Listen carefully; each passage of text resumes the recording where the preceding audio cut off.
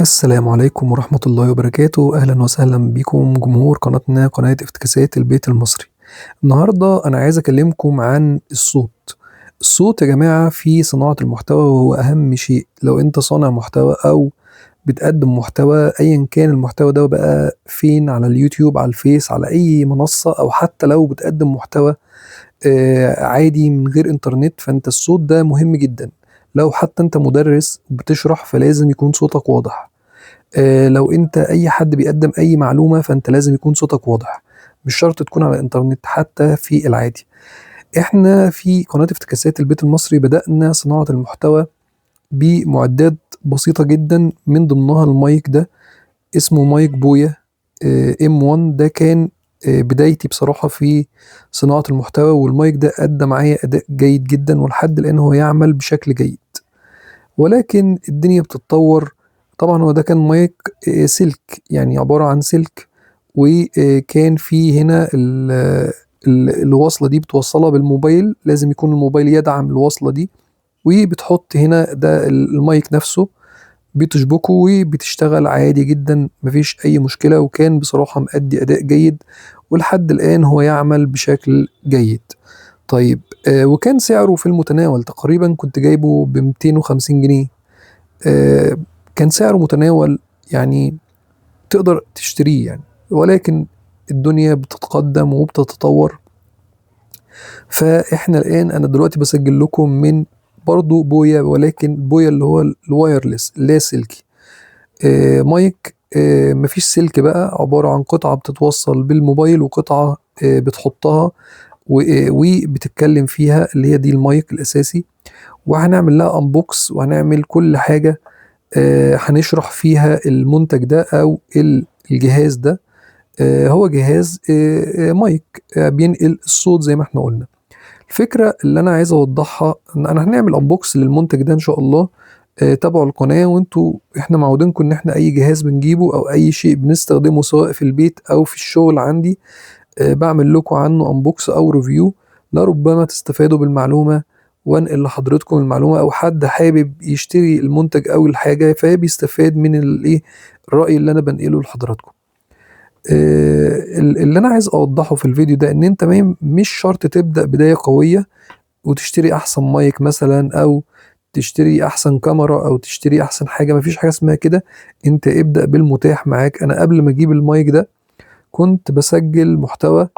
انا اصلا طبيب اسنان، يعني يمكن محدش في القناه هنا يعرف النقطه ديت، بس انا طبيب اسنان وبحب انزل محتوى عن المهنه بتاعتي اللي هي طب الاسنان. كنت بسجل بالموبايل، كنت بفتح الموبايل والمايك بتاع الموبايل اللي هو الداخلي يعني. ولا كان في مايك عندي ده، ولا كان عندي اي حاجه. بس كنت بفتح المايك واسجل واتكلم واقول اللي انا عايزه، وانقل للناس العلم، اللي هو ان شاء الله يكون فيما بعد هو ده الايه، الباقي. يعني لما الانسان بيذهب ويرحل بيترك خلفه العلم اللي بينقله للناس. يعني انت عملك في الدنيا بينقطع الا من ثلاث، زي ما الحديث الشريف يعني. الرسول عليه افضل الصلاه والسلام قال، يعني فيما معناته ان انت بينقطع عملك من الدنيا الا من ثلاث: صدقة جارية، ولد صالح يدعو له، وعلم ينتفع به. خدت بالك؟ علم ايه ينتفع به. فاذا فاحنا يعني نيتنا كده لله، ان احنا اللي بنقدمه لحضراتكم ده هو علم ومعلومة، في صفة معلومة لعل وعسى حد يستفاد بيها.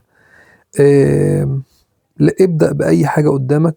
ما تنتظرش أحسن كاميرا، مش هتيجي إلا في ميعاد ربنا كاتبه. ما تنتظرش أحسن مايك، حتى لو ب 250 ما كانش معايا أجيبه.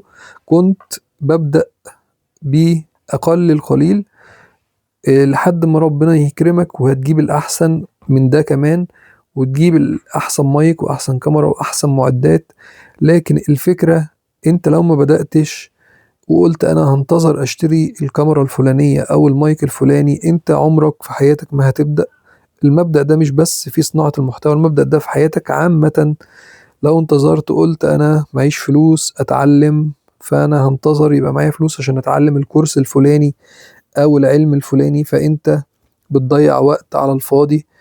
العلم متواجد، انت تقدر تبحث وتوصل له وتتعلم. الفكرة ان هي ان انت تبدأ، كل الفكرة ان انت تبدأ وما تأخرش اي حاجة. دي كانت نصيحة كده على السريع للناس الجديدة اللي داخلة في صناعة المحتوى، عشان خاطر ناس كتير قوي بتستنى احسن معدات، احسن كاميرات، احسن اضاءات. كل ده ولا ليه اي لازمة. اللي ليه لازمة ان انت تبدأ وتستمر في صناعة المحتوى، وتستمر في الشغل والإنتاج. هو دوت اللي هيوصلك إن أنت تجيب المعدات اللي أنت بتحلم بيها مع الوقت بإذن الله تعالى. ما تنسنوش بقى من صالح دعائكم، وتابعوني عشان هعمل أنبوكس للمايك الجميل ده. وعلى فكرة بالمناسبة أنا بسجل منه دلوقتي. أشوفكم على خير إن شاء الله في فيديو جديد.